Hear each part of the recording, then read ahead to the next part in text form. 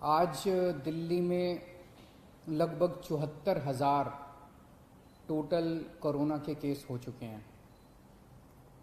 74,000 काफ़ी केसेस हैं, लेकिन इसको अगर हम थोड़ा समझने की कोशिश करें तो मैं यही कहूँगा कि अभी स्थिति काबू में है। चिंता की बात है, लेकिन घबराने की बात नहीं है। कुछ दिन पहले तक हम लोग लगभग 5 से 6 हजार टेस्ट रोज किया करते थे। जब हम 5 से 6 हजार टेस्ट रोज कर रहे थे तो 2 से 2.5 हजार केस रोज आते थे पॉजिटिव। हमने टेस्ट की संख्या बढ़ा के 18,000 कर दी। पिछले कुछ दिनों से 18 से 20,000 टेस्ट रोज हो रहे हैं, तो 3 गुना हमने टेस्ट की संख्या बढ़ा के कर दी। तो जाहिर तौर पे जब टेस्ट इतने बड़े स्केल पे कर रहे हैं तो केसेस भी थोड़े से बढ़ रहे हैं। तो जैसे जब हम 5 से 6 हजार टेस्ट रोज कर रहे थे तो 2 से 2.5 हजार केस पॉजिटिव आते थे। अब जब 18,000 केस रोज कर रहे हैं तो अब 3 से 3.5 हजार केस इतने ही बढ़े। हमने टेस्ट 3 गुने कर दिए, लेकिन पॉजिटिव केस 2 से 3 हजार, पहले 2,000 आते थे, अब 3,000 आने लगे, 3,500 आने लगे। तो जाहिर तौर पे मान लीजिए कल हम 1 लाख, 2 लाख, 3 लाख टेस्ट करेंगे तो केसेस थोड़े से ज्यादा आएंगे। अच्छी बात यह है कि 74,000 टोटल केस अभी तक हुए, इनमें से 45,000 लोग ठीक हो चुके हैं। तो लोग बड़ी तेजी से जल्दी जल्दी ठीक हो रहे हैं। ज्यादा टेस्ट करने की वजह से ज्यादा संख्या बढ़ती हुई दिख रही है, लेकिन लोग ठीक बहुत तेजी से हो रहे हैं। 2400 के करीब टोटल लोगों की अभी तक मौत हुई है दिल्ली में। आज की डेट में 26,000 टोटल पेशेंट हैं। अभी कोरोना के 26,000 टोटल पेशेंट हैं। उन 26,000 में से केवल 6,000 हॉस्पिटल में हैं। बाकी सब अपने घर पे अपना इलाज करा रहे हैं। बाकी सारे पेशेंट माइल्ड, थोड़ा बुखार है, थोड़ी खांसी है, ऐसे ही हैं। 6,000 पेशेंट अस्पतालों के अंदर हैं। मैं पिछले कुछ दिन का डेटा देख रहा था। 19-20 तारीख के बाद से, आज 26 तारीख हो गई ना, पिछले एक हफ्ते में टोटल बेड की संख्या, जो बेड पे पेशेंट सभी हैं, जो बेड्स ऑक्यूपाइड हैं, वो लगभग 6,000 के करीब रही है। मतलब कभी किसी दिन 6,000 है, किसी दिन 6100 बेड है, किसी दिन 6200 है, किसी दिन फिर 6100 आ जाती है, किसी दिन फिर 6150 हो जाती है। यानी कि हालांकि रोज 3-3.5 हजार मरीज नए आ रहे हैं, लेकिन इन नए मरीजों को हॉस्पिटल के बेड्स की ज्यादा जरूरत नहीं पड़ रही। इसका मतलब ये सीरियस मरीज नहीं है। दिल्ली में जितने लोगों को कोरोना हो रहा है वो माइल्ड कोरोना हो रहा है, हल्का कोरोना हो रहा है। कोरोना होता है वो ठीक हो जाते हैं, उनको अस्पताल जाने की कम लोगों को जरूरत पड़ रही है। और जितने लोगों को अस्पताल से छुट्टी मिल रही है, लगभग उतने ही लोगों को अस्पताल जाने की जरूरत पड़ रही है। तो बेड की रिक्वायरमेंट जो है अपने दिल्ली में, वो अब 6,000, पिछले एक हफ्ते से लगभग 6,000 बेड्स की जरूरत है। और अभी हमारे पास दिल्ली में 13,500 बेड हमने तैयार कर रखे हैं। अस्पतालों में 13,500 बेड इस टाइम अपने तैयार हैं। उसमें से 7,500 बेड खाली हैं और केवल 6,000 बेड पे पेशेंट हैं। और ये 6,000 बेड पिछले एक हफ्ते से लगातार कांस्टेंट आ रहा है। मुझे ऐसा लगता है कि आने वाले समय में अगर जरूरत पड़ी तो शायद हो सकता है आईसीयू के बेड की जरूरत पड़े। अब हमें लोगों की जान बचाने के लिए हो सकता है आईसीयू के बेड बढ़ाने पड़े। तो हम दोनों ही कर रहे हैं। हालांकि हमने आज 13,500 बेड हमारे पास है, 7,500 बेड खाली हैं, फिर भी आज हमने कैबिनेट करी थी, कैबिनेट में हमने बुराड़ी के अस्पताल में 450 बेड और बढ़ाने की परमिशन दे दी, उसका पैसा सैंक्शन कर दिया। दिल्ली के बैंक्वेट हॉल्स के अंदर, अभी आप लोगों ने अखबारों में पढ़ा होगा, मैं परसों गया था, एलएनजेपी हॉस्पिटल के सामने एक बैंक्वेट हॉल है, उस बैंक्वेट हॉल के अंदर 100 बेड का हमने इंतजाम किया है। ऐसे दिल्ली के जगह जगह बैंक्वेट हॉल्स के अंदर हम बैंक्वेट हॉल को अस्पताल के साथ जोड़ देंगे। उस बैंक्वेट हॉल में हम बेड, दिल्ली के कई सारे बैंक्वेट हॉल्स में बेड्स का इंतजाम कर रहे हैं। तो हम हाथ पे हाथ धर के नहीं बैठे। जैसा मैंने कहा, पिछले एक हफ्ते में 6000 बेड से ज़्यादा की जरूरत नहीं पड़ रही।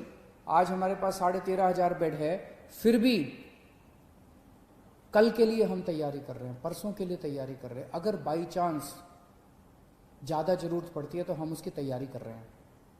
बीच में कुछ दिन ऐसे थे, जून के महीने के पहले हफ्ते में, जब थोड़ी सी पूरे दिल्ली के अंदर बेड की कमी हुई थी, मेरे पास भी खूब फ़ोन आते थे। रात रात भर में लोगों के फ़ोन अटेंड करता था, उनके लिए बेड का इंतजाम करता था, इस अस्पताल में, उस अस्पताल में। अब स्थिति कंट्रोल में है। अब काफ़ी होटलों के अंदर हमने पिछले 10 दिन में लगभग 3,500 बेड्स का इंतजाम किया होटलों के अंदर, उनको हमने अस्पतालों से अटैच कर दिया। इस वजह से बेड्स इतने बढ़ गए हैं। और अब आने वाले टाइम में बैंक्वेट हॉल में बेड्स लेंगे, बुराड़ी अस्पताल तैयार हो जाएगा, और भी कई सारे स्टेप्स उठा रहे हैं। साथ में आईसीयू के अंदर बेड्स बढ़ा रहे हैं, जीटीबी हॉस्पिटल में, राजीव गांधी हॉस्पिटल में और एलएनजेपी में। इन तीनों के अंदर आईसीयू के बेड्स की बहुत बड़े स्तर के ऊपर हम मात्रा बढ़ाने जा रहे हैं, ताकि अगर सीरियस मरीजों को ज़रूरत पड़े तो उसकी हमारी तैयारी होनी चाहिए। मौत के अंदर कोरोना से लोग, अगर कोरोना, पहली बात तो भगवान करे कोरोना हो ही ना आपको, अगर कोरोना हो भी जाए तो आप सही सलामत ठीक हो जाए। कोरोना की वजह से मौत नहीं होनी चाहिए। उसे रोकने के लिए, उसे कम करने के लिए हमने 2 बहुत महत्वपूर्ण कदम उठाए हैं। एक तो है प्लाज्मा थेरेपी। आपने सुना होगा, कुछ दिन पहले मैं प्लाज्मा थेरेपी का जिक्र किया करता था। दिल्ली पहला राज्य था पूरे देश में जहां प्लाज्मा थेरेपी को हम लोगों ने बड़े उत्साह के साथ शुरू किया। हमने इसके ट्रायल किए, एलएनजेपी अस्पताल में इसके ट्रायल हुए।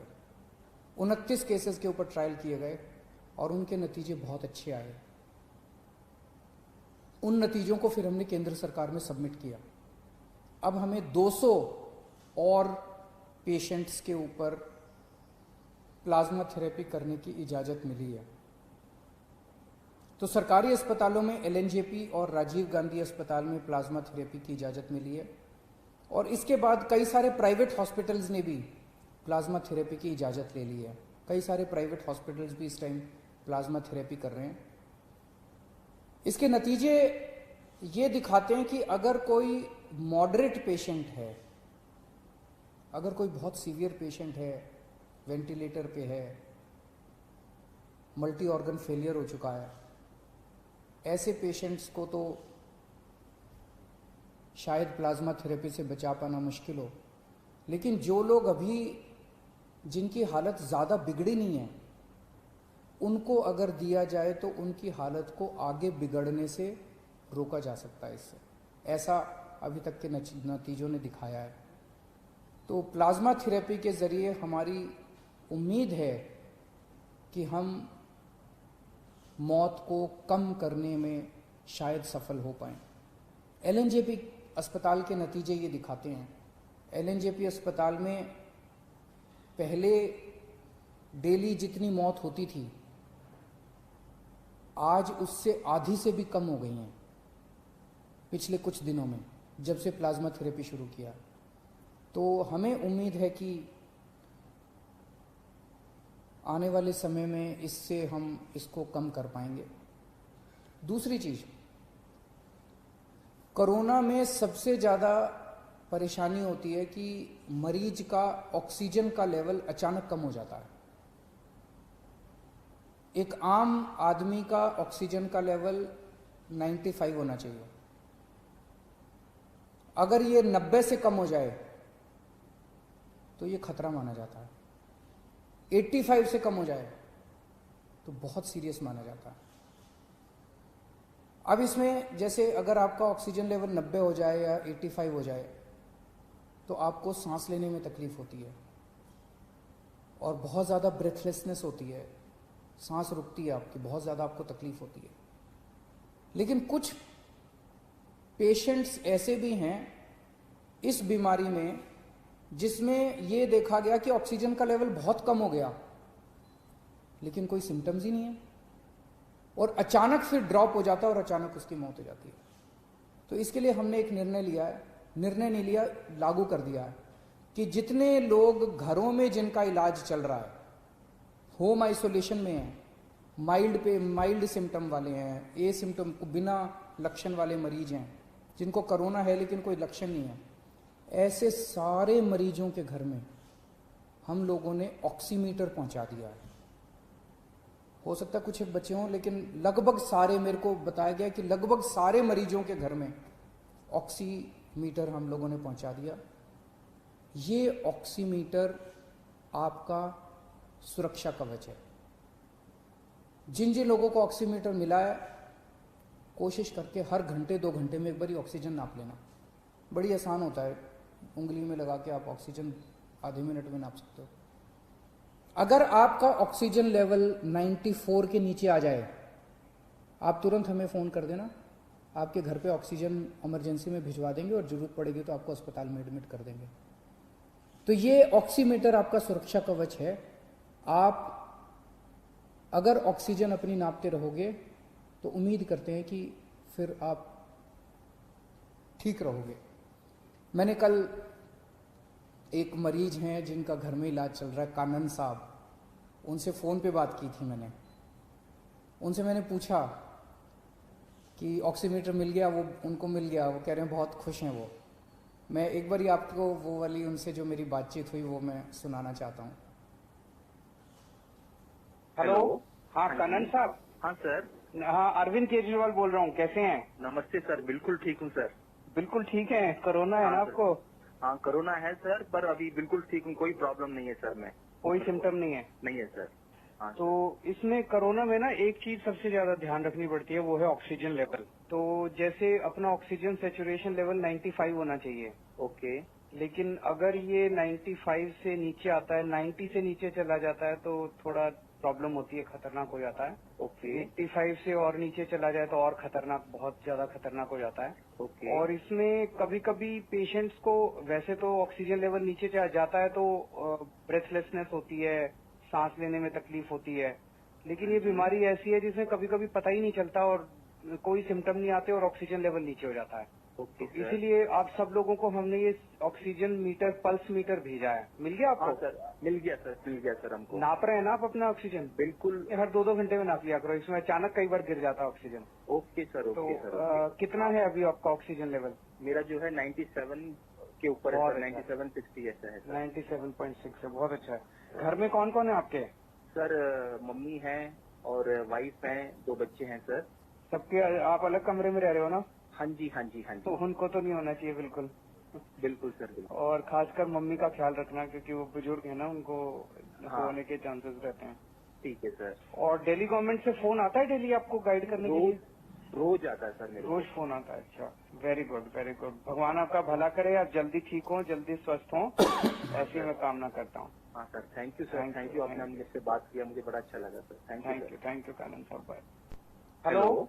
हाँ तो आप लोगों ने बातचीत सुनी कानन साहब से। इस तरह के ढेरों मरीज हैं, जो हज़ारों मरीज हैं जो अभी तक घर में ठीक हो चुके हैं और जिनका अभी घर में इलाज चल रहा है, उनकी भी सेफ्टी के लिए हम कदम उठा रहे हैं और जो अस्पताल में आ रहे हैं उनकी भी इलाज के लिए कदम उठा रहे हैं। तो जो लोग बीमार हैं, भगवान से प्रार्थना करता हूँ जल्दी स्वस्थ हों, और जो लोग बीमार नहीं हैं, भगवान से प्रार्थना करता हूँ कि उनको कोरोना बिल्कुल ना हो। शुक्रिया।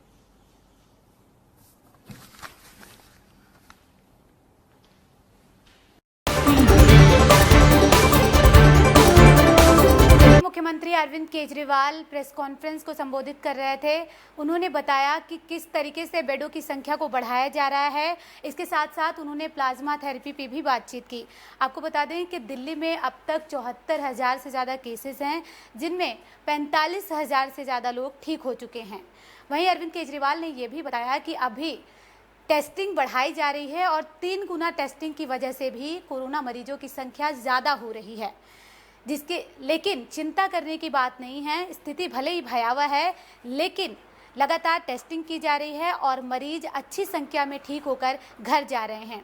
अभी 26,000 एक्टिव केसेस हैं, जिनमें से कुल 6,000 मरीज ही अस्पताल में हैं, बाकी होम क्वारंटीन किए गए हैं और उनका इलाज भी लगातार किया जा रहा है। फिलहाल के लिए इतना ही। देखते रहिए बी स्टार न्यूज़। नमस्कार।